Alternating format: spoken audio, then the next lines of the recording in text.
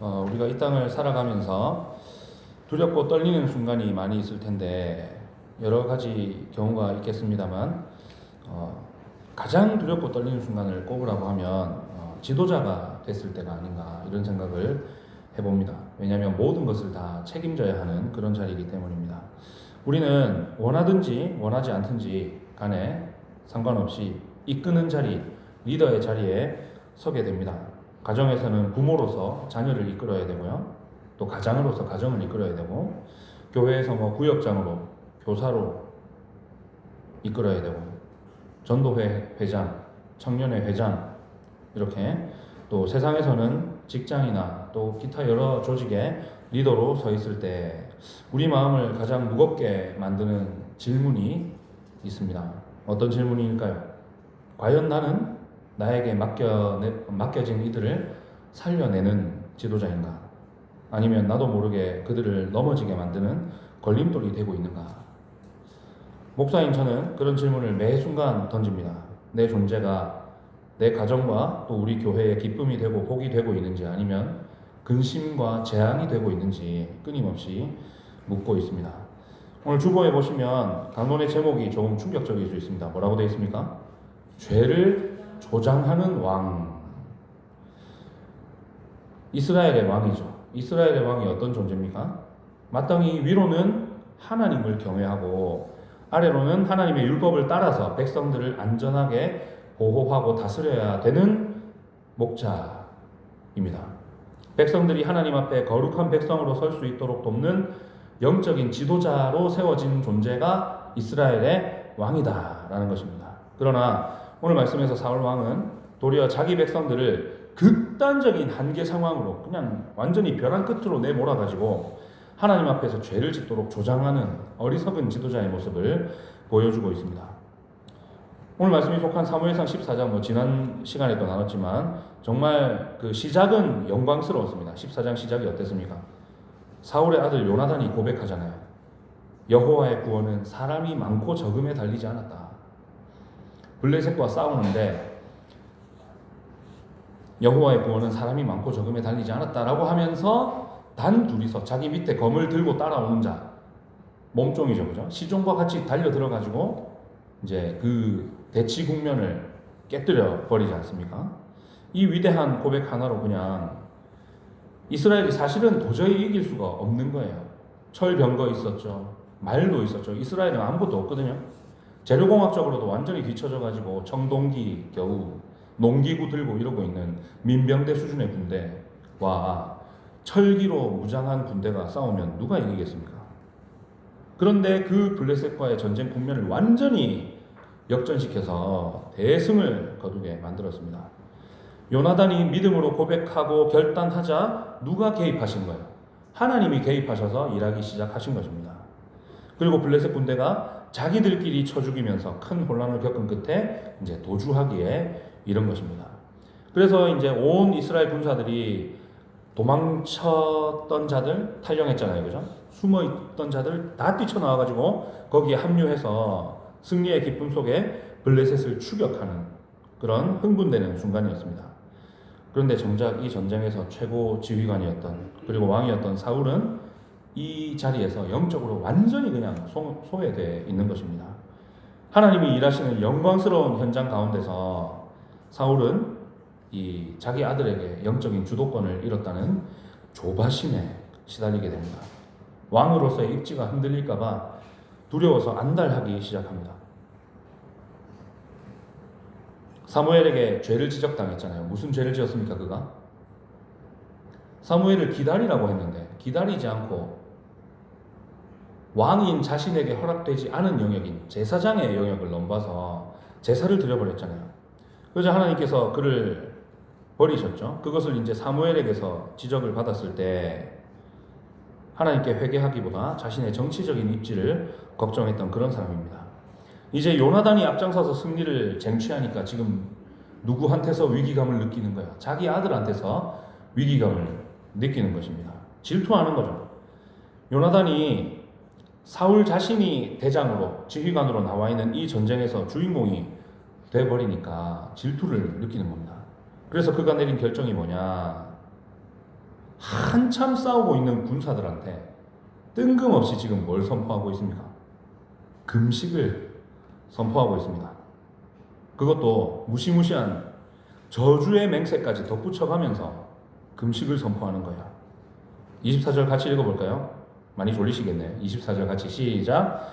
이날에 이스라엘 백성들이 피곤하였으니 이는 사울이 백성에게 맹세시켜 경계하여 이르기를 저녁 곧 내가 내 원수에게 보복하는 때까지 아무 음식물이든지 먹는 사람은 저주를 받을지어다 하였음이라. 그러므로 모든 백성이 음식물을 맛보지 못하고. 이 무모하고 독단적인 명령은 결국 공동체 전체, 이스라엘 군대 전체를 영적으로 피폐하게 만들었고, 그 뒤에 어떤 사건이 나옵니까? 백성들이 율법을 어기고 고기를 핏째 뜯어먹는 참혹한 죄를 짓도록 조장하고 말았습니다. 전쟁에서 이제 승기를 잡았어요.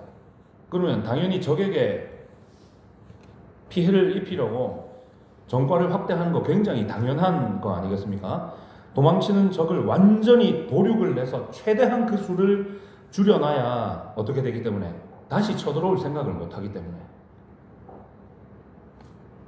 그러니까 지금 도망치는 블레셋 군사들을 잡기 위해서 이스라엘에게 필요한 것은 금식이 아니라 뭡니까? 스피드. 빨리 쫓아가서 잡아 죽여야죠. 그죠? 그러니까 밥을 굶는 게 아니라 어떻게 해야 돼요? 잘 먹어야 돼요. 잘 먹어야 뛸 힘이 나잖아요.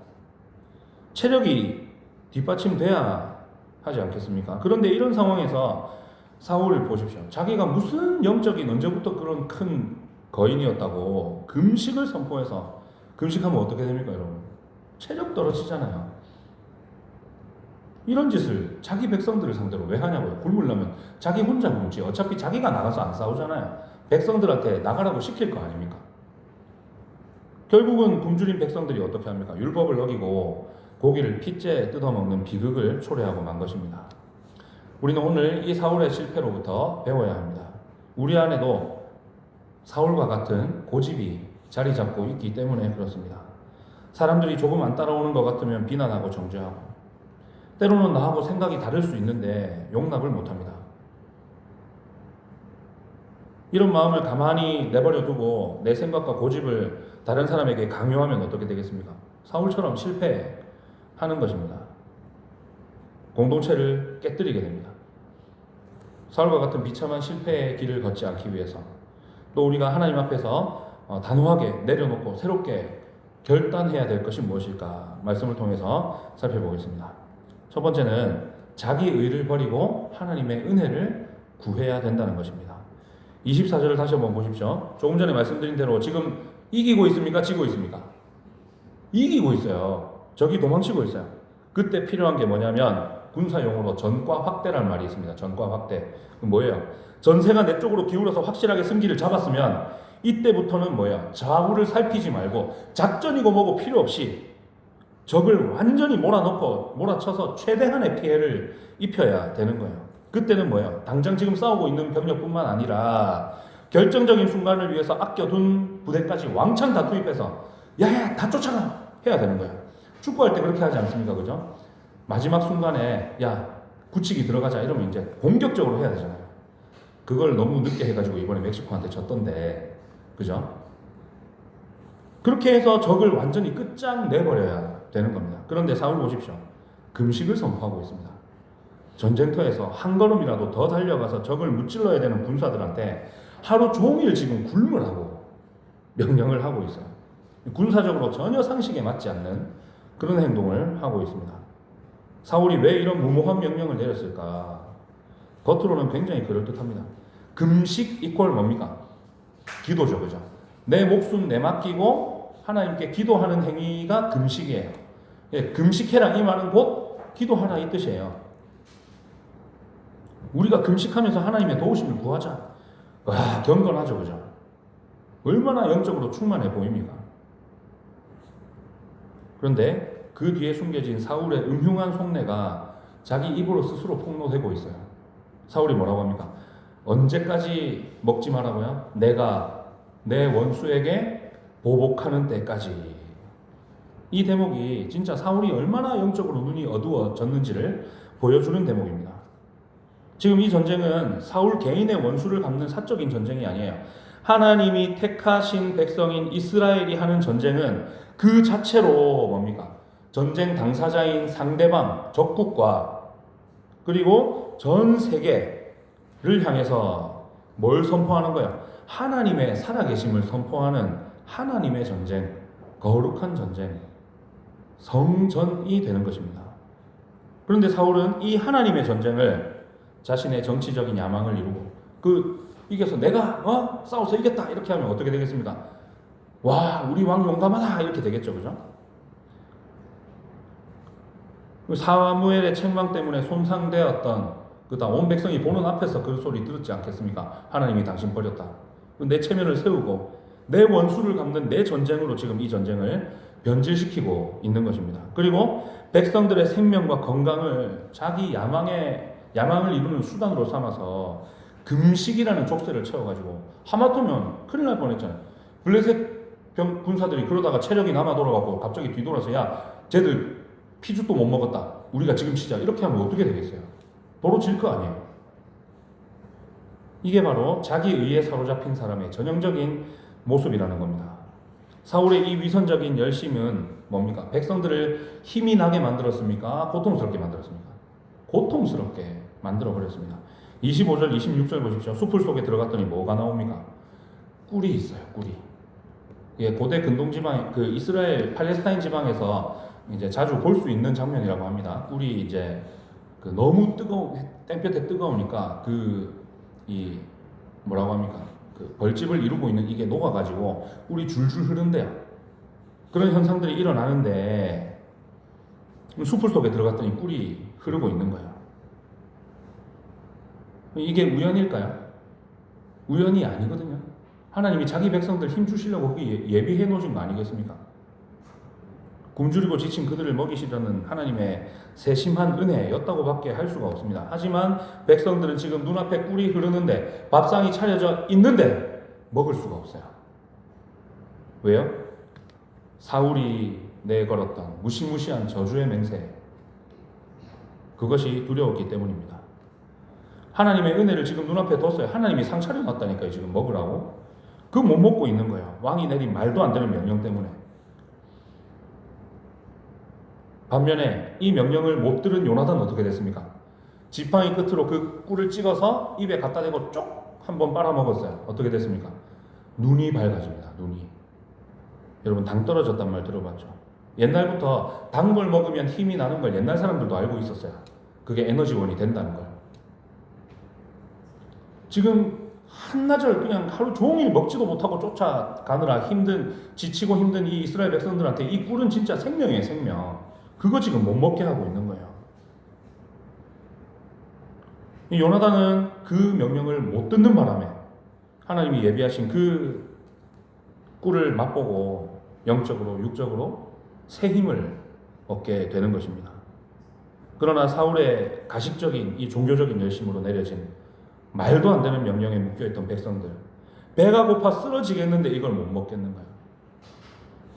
눈앞에 차려진 밥상을 보고도 손을 대지 못하고 있습니다. 사울의 이런 모습이 오늘 우리의 모습은 아닌지, 우리는 종교적인 열심, 하나님을 위한 열심이라는 이름으로 얼마나 자주 자기 의를 쌓고 있습니까? 내가 교회를 위해서 이만큼 일했으니까, 이만큼 헌신했으니까, 내가 이만큼 작정해서 기도하고 헌금했으니까, 내가 이만큼 형편에 지나도록 수고했으니까 하나님 반드시 내 뜻대로 내 문제를 해결해 주셔야 됩니다. 이런 사고방식을 가지지는 않았는가 돌아보시기 바랍니다. 이건 사실 신앙이 아니죠. 내 열심과 내 공로를 근거로 하나님을 협박하고 때로는 교회의 지체들을 올가매는 악한 일이 될 수 있는 것입니다. 내 열심과 내 공로가 앞설 때 역설적으로 우리 삶에서 하나님의 은혜를 누릴 수 있는 영역이 줄어드는 거예요. 사울이 자기 공로 앞세우고 백성들에게 금식을 선포하니까 하나님이 베풀어 놓으신 그 꿀이라는 그 단맛을 백성들이 못 보는 겁니다.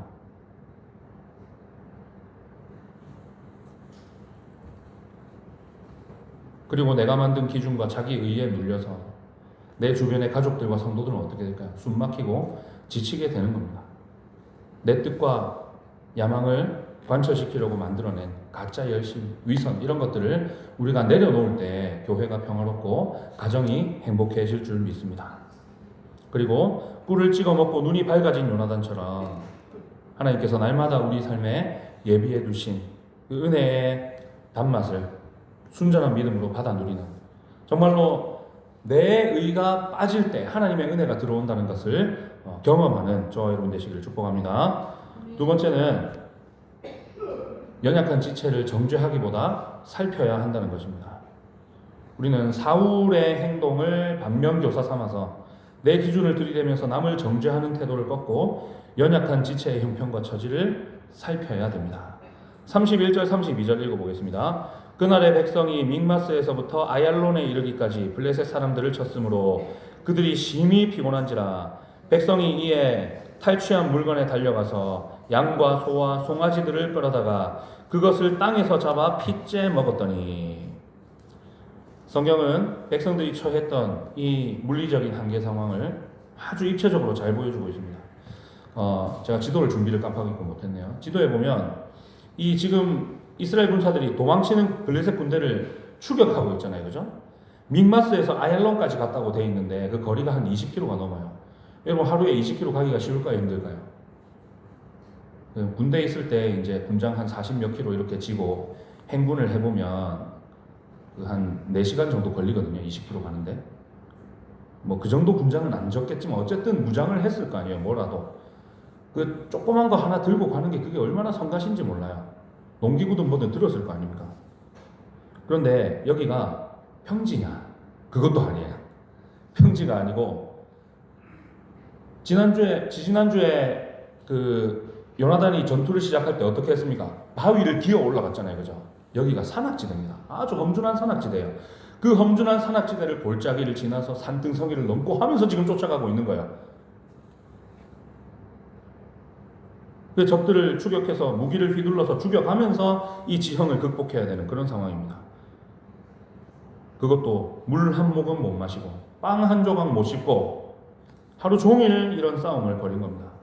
그러니까 인간으로서 버틸 수 있는 체력과 정신력이 완전히 바닥에 도달한 거예요.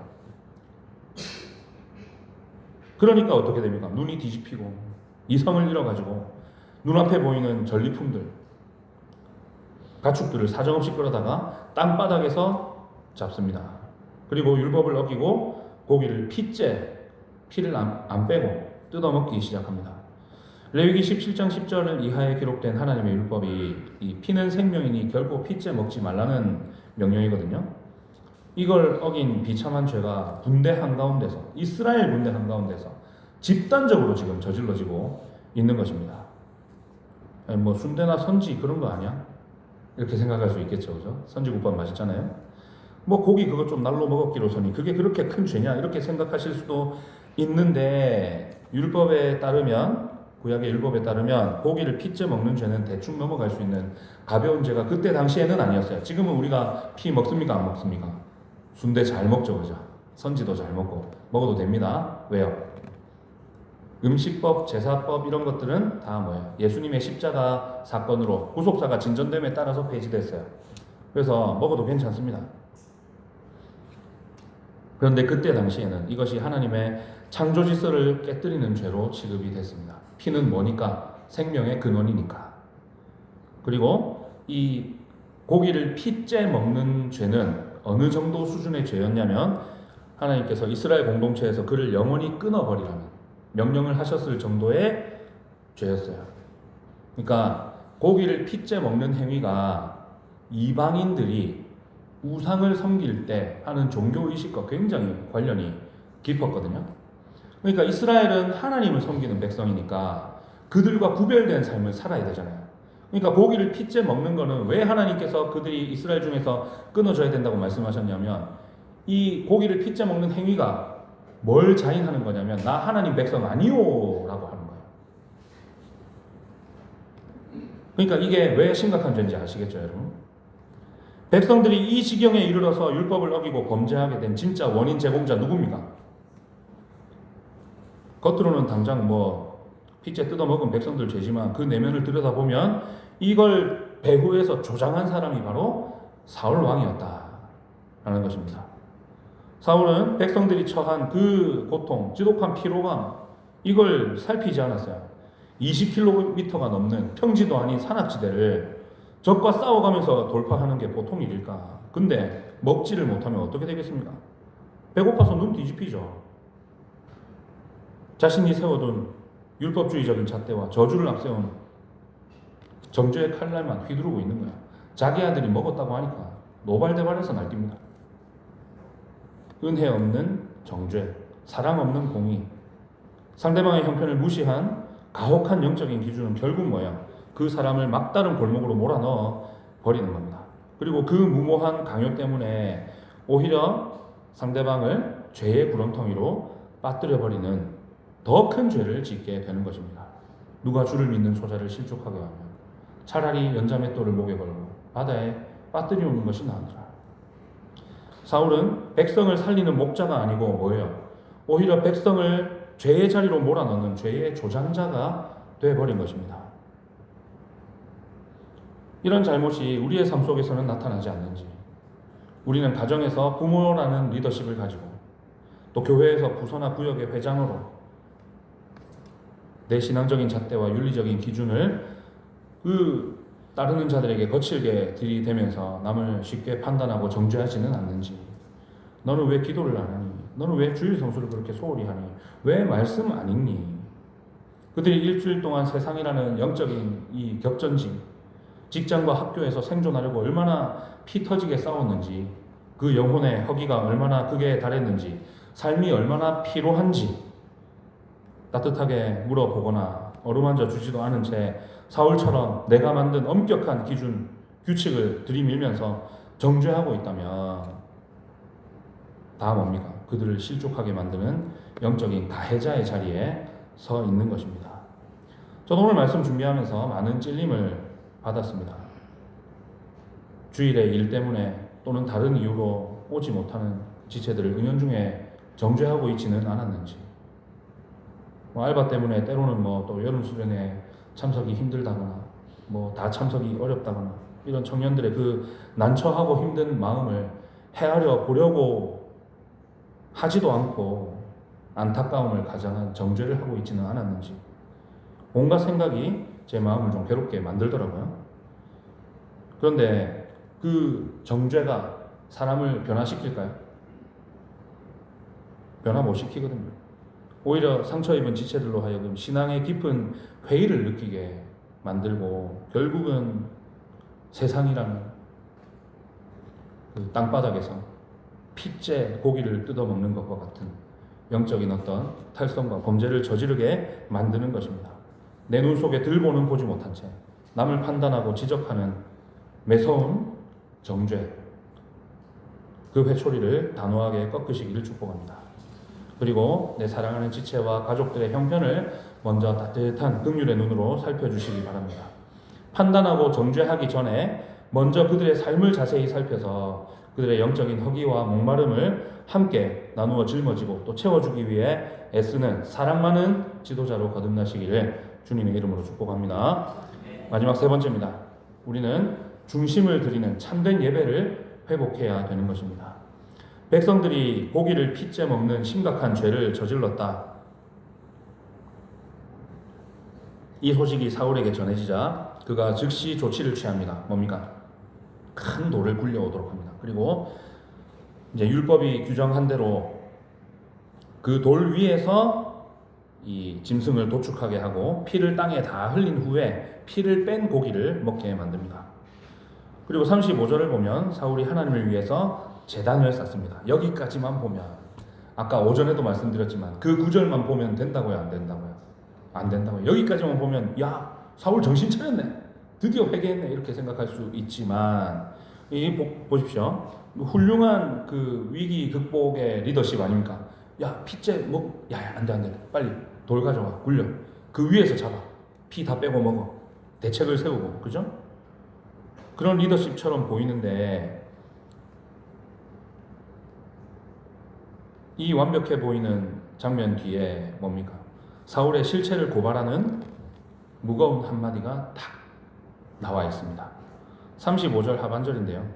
이는 그가 여호와를 위하여 처음 쌓은 제단이었더라. 이 문장을 보면 어떤 느낌을 받으십니까? 야, 사울이 정신 차리고 하나님께 제단 쌓았네. 사실 이게 큰 충격을 받아야 될 부분이에요. 당시 사울은 왕이 된 지 2년 정도 흘렀습니다. 하나님의 전적인 은혜로 기름 부음을 받고 온 백성이 환호하는 가운데서 왕으로 세워진 지 2년 됐어요. 그러니까 하나님께서 주신 그 기름 부으실 당시, 그리고 왕으로 세워질 당시에 느꼈을 그 처음 사랑, 그 감격, 어떻게 하나님이 나 같은 자를 왕으로 세우셨을까? 그 은혜에 대한 전율, 이런 것들이 식어버리기에 2년은 너무 짧은 세월인 거예요. 그러니까 사울이 얼마나 빨리 타락하고 얼마나 빨리 변질됐는지를 보여주는 것입니다. 그런데 그 2년 동안, 2년이 또 짧다면 짧은데 또 길다면 길잖아요. 하나님께 온전한 감사를 담아서 마음의 중심에서 우러나와서 자발적으로 하나님께 제사 드릴 제단을 쌓은 적이 그 전에 있었단 말입니까? 없었단 말입니까? 없었다는 거예요. 없었다는 거예요. 목사님, 사무엘상 13장에서 블레셋이 쳐들어왔을 때 사울이 제사 드렸다는데요. 맞죠? 제사 드렸죠. 근데 그것은 하나님의 임재를 사모하는 예배가 아니었어요. 사무엘이 늦게 오고 백성들이 흩어지니까 조바심에 허겁지겁 해치운 이벤트였습니다. 참된 예배가 아니었기 때문에 하나님은 그것을 연락하지 않으셨고, 성경의 기자 역시 오늘 본문에서 사울이 자발적으로 하나님을 위해 쌓은 제단은 이번이 처음이라고 기록한 것입니다. 그러면 사울은 왜 이 결정적인 순간에 처음으로 제단을 쌓았을까? 참여하는 심정으로 쌓았을까? 그게 아니라는 것입니다. 지금 백성들이 집단 범죄했어요. 고기를 피째 먹었습니다. 그래서 이스라엘 군대 전체가 지금 하나님의 진노 아래에 놓이게 된 거예요. 그러면 야, 당신이 우리한테 아무것도 못 먹게 해가지고 우리가 이렇게 되지 않았냐? 백성들의 원망과 비난의 화살이 자기에게 향할 그런 위기에 처한 겁니다. 그러니까 사울이 어떻게 하는 겁니까? 왕으로서의 권위를 잃지 않고 그 비난 여론을 잠재우려고 급하게 한 거예요. 제사라는 거룩한 의식을 가지고 오는 것입니다. 그러니까 사울에게 제사는 하나님을 향한 감사의 자리가 아니에요. 뭡니까? 자신의 치명적인 잘못을 가리고 체면을 차리기 위한 정치적인 도구로 사용하는 것입니다. 마음의 중심은 쏙 빠진 채 겉모습만 경건하게 드리는 가짜 예배를 드리고 있었던 것입니다. 저와 여러분의 신앙생활이 이런 모습은 아닌지, 하나님의 은혜로 직분을 받고 구원을 받고 그렇게 된 지 얼마 되지도 않았는데 벌써 처음 사랑과 행위를 잃어버리고 감격도 식어버린 채 살고 있지는 않은지, 평소에는 하나님과의 인격적인 교제가 다 무너져 있다가, 또는 삶의 현장에서는 하나님의 뜻과 하나님의 주권 전혀 인정하지 않고 마치 하나님 없는 자처럼 살고 있다가 완전히 내 인생의 주인이 내가 돼서 살고 있다가 사업의 위기가 오거나 건강에 문제가 생기거나 자녀가 삐뚤어지거나 혹은 내가 지금 부끄러운 죄가 드러날 상황이 생기면 그제서야 부랴부랴 하나님 찾으면서 작정기도 하고 열심을 내기 시작하는, 이게 삶의 패턴으로 굳어버리지는 않았는지. 그러나 하나님은 우리의 중심을 보십니다. 우리의 상황을 수습하기 위한 위선적인 예배, 면피용 예배 이런 거 받지 않으신다는 것입니다. 하나님이 구하시는 제사는 뭡니까? 통회하는 심령, 상한 심령이고 삶의 가장 깊은 곳에서 고백되는 진짜 예배인 줄 믿으시기 바랍니다. 사람들의 눈치 때문에 내 체면 지키고 정죄를 피해가기 위해 급조해서 만든 가식, 위선으로 가득 찬 가짜 예배 다 버리시기를 바랍니다. 남의 눈에 보이지 않는 삶의 자리에서부터 기도의 재단, 예배의 재단을 다시 쌓으시기를 축복합니다. 매 순간 하나님을 경외함으로 내 마음의 가장 깊은 중심을 온전히 올려드리는 진짜 예배자로 살아가시기를 주님의 이름으로 축원합니다. 말씀을 맺겠습니다. 우리는 참 안타까운 이스라엘의 역사의 한 구석을 들여다봤습니다. 자기 의에 눈이 멀어서 백성에게 무거운 멍에를 지우고 결국 백성들을 극한으로 내몰아 범죄하게 만든 사울 왕의 이야기입니다. 그리고 위기가 닥치자 자기 체면을 살리려고 가식적인 첫 제단을 허겁지겁 쌓았던 사울의 비참한 모습을 우리는 보고 있습니다. 우린 여기서 이 사울과는 전혀 다르신 우리의 유일하고 참되신 왕 예수 그리스도를 떠올려야 됩니다. 예수님은 어떤 왕이십니까? 사울처럼 자기 의와 야망을 위해서 백성들의 고혈을 쥐어짜고 무거운 멍에를 지우는 잔인한 왕이 아닙니다. 오히려 뭡니까? 우리가 이루지 못한 그 율법의 의를, 그래서 우리가 저주 아래 신음할 때 우리가 지고 가던 그 무거운 죄의 짐과 저주의 사슬을 친히 자신의 어깨에 홀로 짊어지신 은혜와 사랑의 왕이십니다. 그 주님께서 오늘 저와 여러분에게 말씀하십니다. 수고하고 무거운 짐진 자들아, 다 내게로 오라. 내가 너희를 쉬게 하리라. 사울은 자신의 헛된 맹세를 관철시키기 위해서 온 백성들을 굶주리게 만들고 범죄하게 만들었지만, 우리의 참된 구주이신 왕이신 예수 그리스도는 영적으로 굶주려서 영원히 죽어가던 우리를 살리시려고 자신의 살을 찢어 생명의 떡으로 주시고 자신의 피를 다 쏟아 생명의 잔으로 아낌없이 내어주셨습니다. 사울은 백성들로 하여금 고기를 핏째 먹게 만들어 범죄하게 함으로 하나님의 심판을 초래했으나, 우리 주님께서는 자신이 친히 흘리신 그 대속의 피를 우리에게 마시게 하심으로 우리를 의롭게 하시고 영원한 생명을 주셨습니다. 이것이 우리의 진짜 왕이신 예수 그리스도이심을 믿으시기 바랍니다. 이제 내 인생의 보좌 위에서 내가 왕 노릇하면서 휘둘렀던 사울의 모습을 모두 던져버리시기 바랍니다. 내 생각과 내 신앙의 잣대로 연약한 지체들을 사정없이 판단하고 정죄하던 사랑 없는 공의를 버리시기 바랍니다. 위기가 올 때만 하나님을 찾는 위선과 가식을 다 버리고 삶의 전 영역을 하나님을 향한 예배로 올려드리시기를 축복합니다. 오늘 말씀을 기억하면서 나에게 생명을 주시고 또 지도자로 세워주신 은혜에 감사하는 가운데, 이제부터는 가는 곳마다 영혼들을 위로하고 소생케 하고 짐을 벗겨주고 자유를 누리게 만드는 거룩하고 복된 통로로 쓰임받는 저와 여러분이 되시기를 주님의 이름으로 축원합니다. 기도하겠습니다.